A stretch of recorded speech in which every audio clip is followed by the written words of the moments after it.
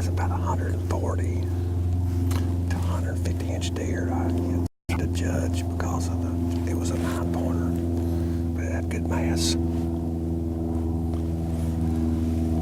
But that's not the one we're looking for.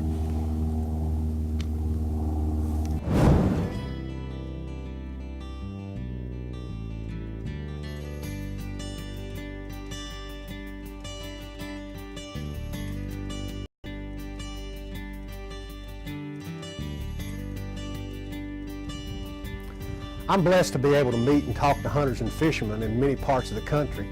This club's made up of so many different people and from so many different walks of life, and each is welcomed. I can honestly say that these sports open their doors to men, women, and youngsters of all races, religions, and backgrounds.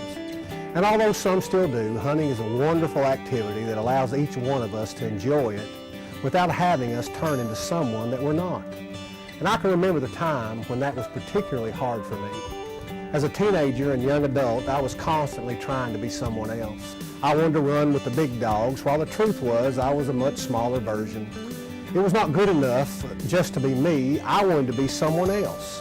I wanted to be able to speak like someone else. I wanted to be able to wear what someone else wore. I wanted to carry myself like someone else. And after doing that for a while, I began to get tired. I was weighted down with the lives of me and this new individual. It was hard enough to be me, much less be me and someone else. It was a great day in my life when I decided that I would just set out to be me. Now that didn't mean that I would have license to treat others unkindly, but it just meant that I would hone me into a better me, not hone me into someone that I was not. Sometimes I wish that I were better than what I am. Sometimes I wish I could speak like some of the great orators. Sometimes I wish that I could write like some of the great classic and contemporary authors. But my speaking style is mine, and my writing style is mine as well. I hope that each grows in maturity, but I still want both to reflect who God made me to be.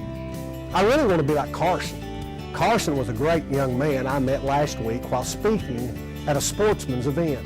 He was an autistic teenager who loved life. His mother said that Carson broke the categories for autism. He was not mildly verbal, or nonverbal. He was explosively verbal. I still laugh at that characteristic of him. Carson was an encourager, and he so enjoyed his presence at the event. But what caught my attention more than anything else was what he told me as I was introduced to him. He offered a few words, and then with a large smile on his face said, "I like being Carson." I told him, "I like you being Carson." He smiled again. It took me nearly 30 years to learn what Carson learned and loved in only 14. I was humbled at his love for who God made him to be, and I renewed my own vow to like being Gary.